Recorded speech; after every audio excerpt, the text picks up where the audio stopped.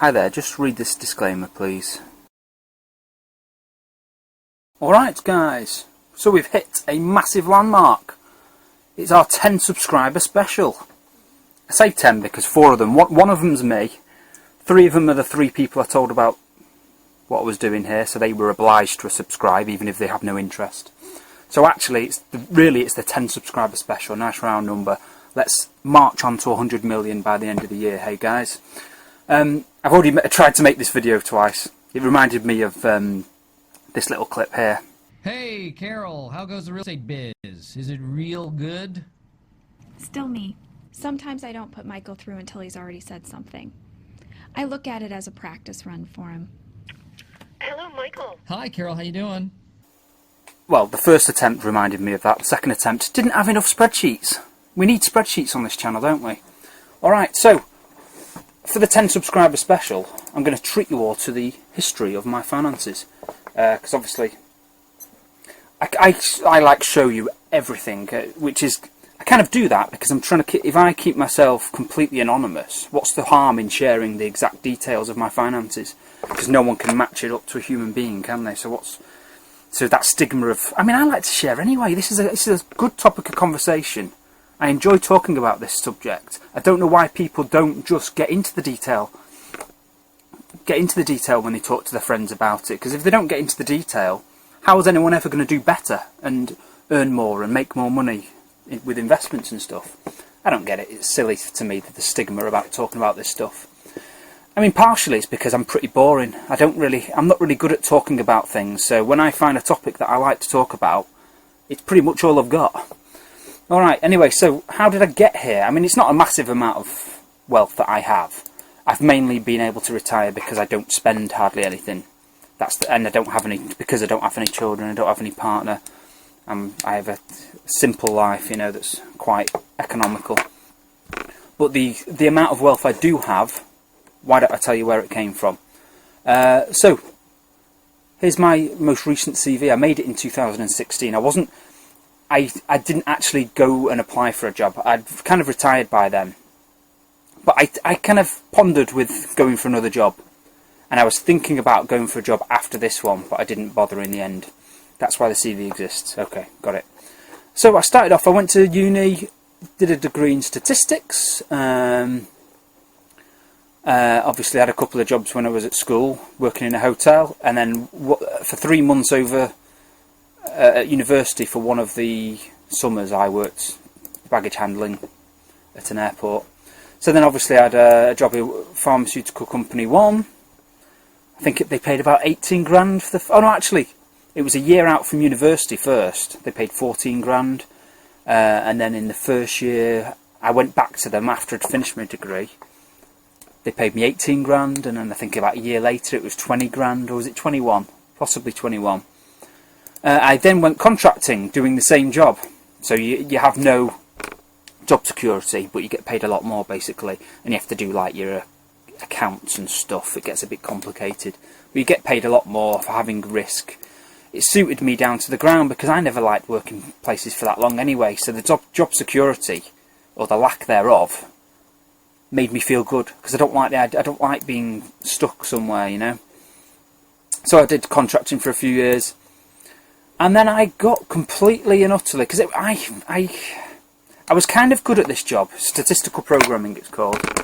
Basically you got loads of data from clinical trials, testing new drugs, and I would be the guy that wrote a computer program. Well, it wasn't really a computer program, it was more, that makes it sound more technical than it is. It's basically a statistical software that analysed the data, and I would write the programs that kind of tabulated the data, listed out all of the data, did some summary statistics on the data, did some modelling on it, and I was kind of, some aspects of that job I was really good at. I was good at the actual programming.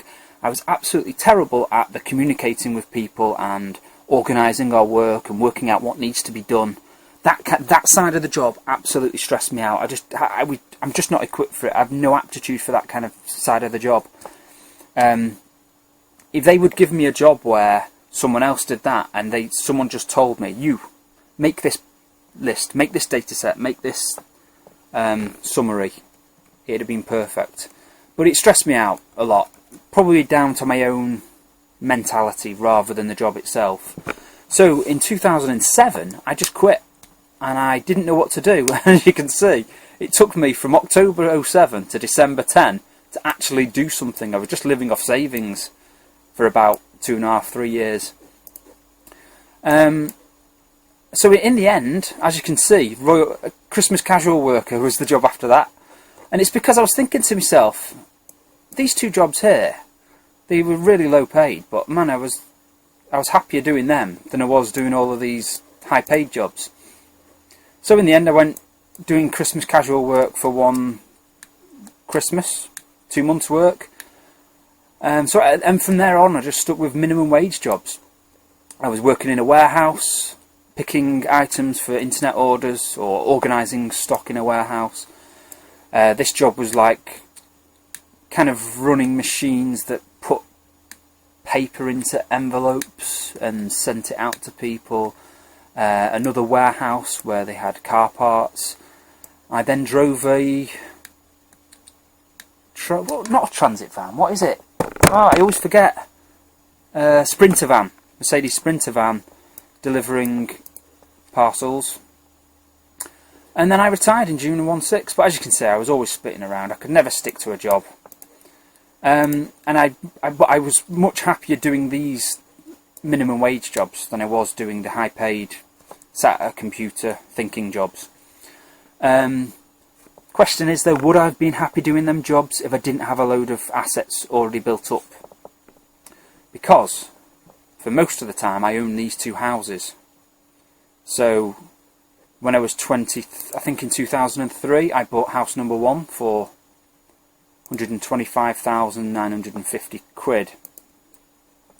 I think, when was it? So that was September 03. I think it is 2 years later, I then bought house 2 for £181,000. So I moved from house 1 to house 2 because you could then get an extra amount of time on your residence relief, because obviously if you rent a house out and you live in it, some portion of your ownership will be due capital gains tax.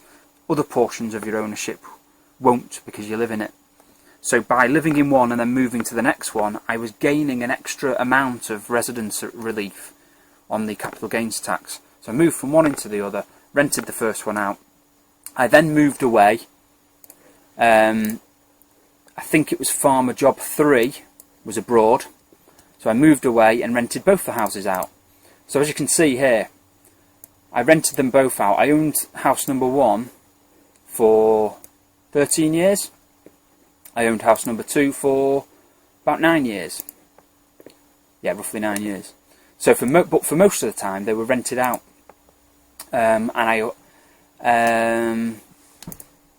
So obviously most of my wealth that I talk about in these videos is mainly come from these two houses, I would say. Because as you can see, that video I made about buying versus renting talked about gearing and the massive effects of it. Well, here's an illustration of them, because as you can see, I bought for that price, sold for that price, that's how long I owned it for, as a fraction of a year, and that's what you work out the annual house price inflation of that individual house. As you can see, it's 5.5%. It's not bad, but it's not great either. You know, it's not shooting the lights out. But then if you take into account, so what I've done here is I've basically estimated, it's just a rough estimate, how much money I put into it at the beginning. Estimate that as about 17 grand, because about 110 grand of it was a mortgage. Oh, the other thing to note is, that 110 grand mortgage that started off on house 1, I actually increased that to 120 grand to help me buy house 2. So it's kind of all the stuff that, the easy borrowing you could do in those days, all the stuff that kind of indicate why the credit crunch happened, because people were getting lent too much money. It was very easy to do that. Dead simple. No questions asked, just gave me an extra 10 grand, which I could then put to house 2. But as you can see, about 18 grand in with all the costs. I've added the buying costs and I've subtracted the selling costs as well. So So this second line includes all the costs. The first line doesn't include the cost, so actually it's flattering that number there. And then I've taken out all of the selling costs. Bit of an annoying one there, early redemption fee. I was on a 5-year fix at the time, but I decided I wanted to sell early, so I had to pay about £5 grand. But when you're getting 246 from something you paid 126 for, you don't really care so much about the £5 it cost. So if you compare those two numbers,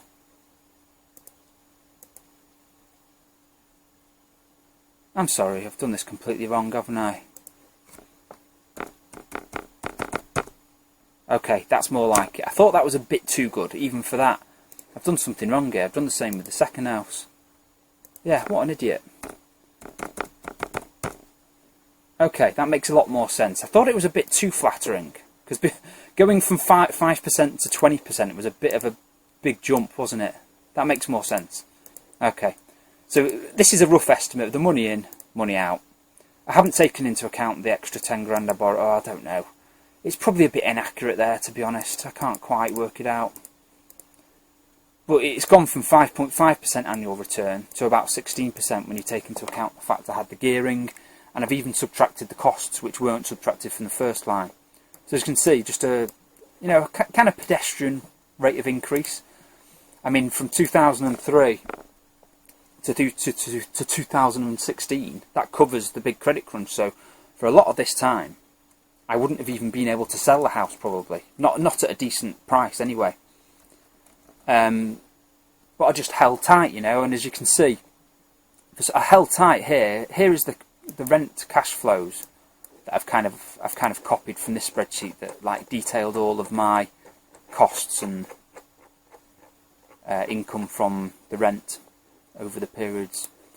And as you can see each year, some years it's down a grand, some years it's up. I think here was kind of a turning point, maybe there, or no, there probably was a turning point where I could actually, because for a lot of these years I couldn't get a decent interest rate because I was in, the lower paid job. I just kind of had to go with a standard variable rate for some of these years, and then I don't know what happened, but this time I rang them up and asked if I could get a better rate. Suddenly I could. I don't know what happened, to be honest. Something must have changed in their kind of criteria for giving people good rates, because as you can see, that heavily boosted up. I think I went from something like a 6% interest rate to I think it was 3.9 maybe, but it was obviously a big improvement for my cash flow. An important thing to note here is because I was living so far away, I was always paying letting fees, so I was always paying a letting agent to do all of the tenant finding and stuff. The kind of stuff I would be absolutely awful at. And then here's similar numbers from the other flat, the other house. Owned it for less time, but it's a lower annual return. Rough. I mean, this is a very rough estimate. I've probably done this calculation wrong, but you can see that the returns are boosted by the gearing, even when you take into account the costs. I'll repeat it. This line doesn't include the cost. That is just the price I bought it for, price I sold it for. No costs taken into account there. So this number's been improved by the gearing, but it's also been reduced by me taking into account the costs on that line. So as you can see, the gearing is just a major factor, really, even if it's pedestrian annual returns in the capital gains. But, I made some rent overall, 6 grand from that one, overall 9 grand from that one. So that's where some of my income came from. And then, so obviously the days I sold them is when I started building up this stock portfolio, because it's a lot hands-off, Owning 2 houses was a bit stressful, to be honest. Always dreading the moment when they might say something's broken. And I always felt like I got fleeced whenever something needed fixing. Because the letting agent they're not going to put the effort into getting a good deal, are they, that you would? They've got a million other properties to maintain. So it was just a bad feeling. So even though this has been extremely good, and I've been extremely lucky with these 2 houses, well, no, I wouldn't call it luck, because I went through some really bad times in terms of the interest rate I was paying, some really bad times in terms of the market value of the houses.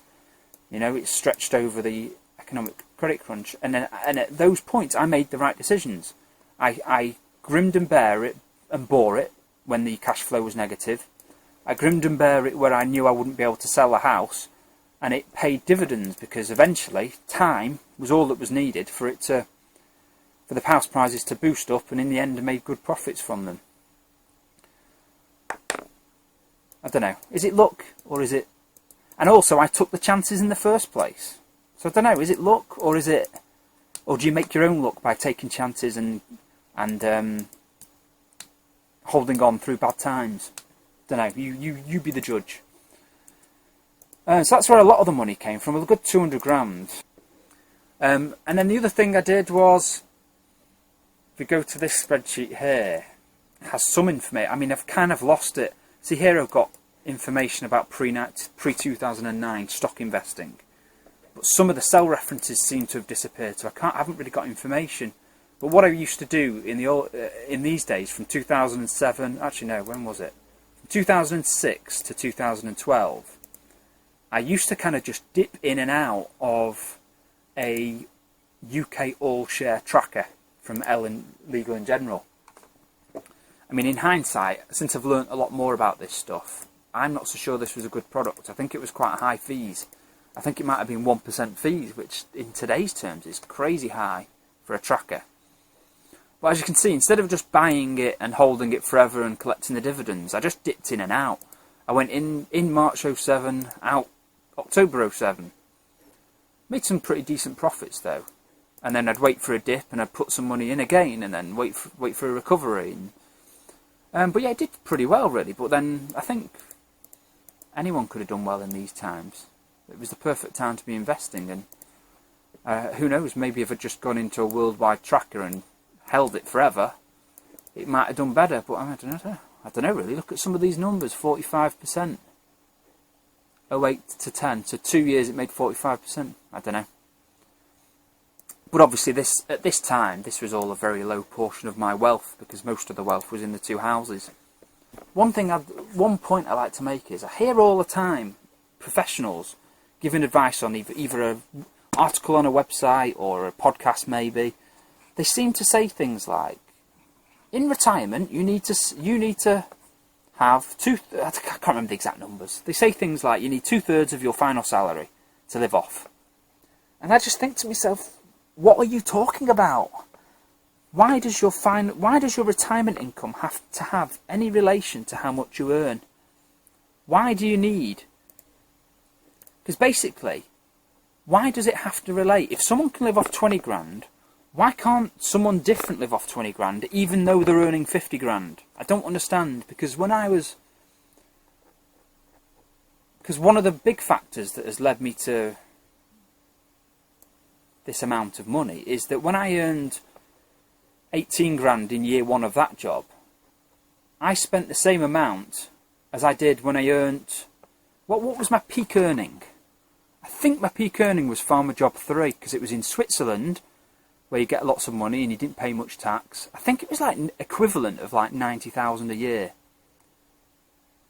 But I spent the same amount as I did in Farmer Job 1, because I've always had my eye on not working, because I've always hated working. I've always had my eye on financial independence. So I spent the same there. Well, probably more because Switzerland is just generally a more expensive place to live. But let's say Farmer Job 4, where I came back to the UK. I spent the same in Farmer Job 4 as I did in Farmer Job 1, when I was getting paid 18 grand versus, I don't know, maybe 70 grand in Farmer Job 4. Didn't last very long though, did it? 6 months. You can see I was getting really annoyed with it and unhappy. And I don't understand why people spend more when they earn more. Just spend the same, keep spending a low amount of money, and when you get a pay rise, put it into your investments. Anyway, there's my little rant on that. What else can I talk about? Oh, one little thing. All this stuff when I was doing here, I actually did something. I haven't got records of it in any spreadsheets, but I did something similar with my student loan as well. I got a student loan one year and just plonked it all. I think it was a Virgin Money all-share tracker. So I actually made a profit on. I think at the time that the student loans were linked to inflation, so the interest rate was extremely low, and I could just invest it in a tracker and then have more money to pay it off at the end when it was due. Anything else? Where else has my money come from? Jobs. Oh, sorry. Yeah, another thing was these minimum wage jobs. Couldn't really do them living on my own, so I ended up living in a shared house for about 2 years, because obviously there's a limit to what you can buy when you're on minimum wage, and it might have coincided with the years where the cash flows were negative here as well.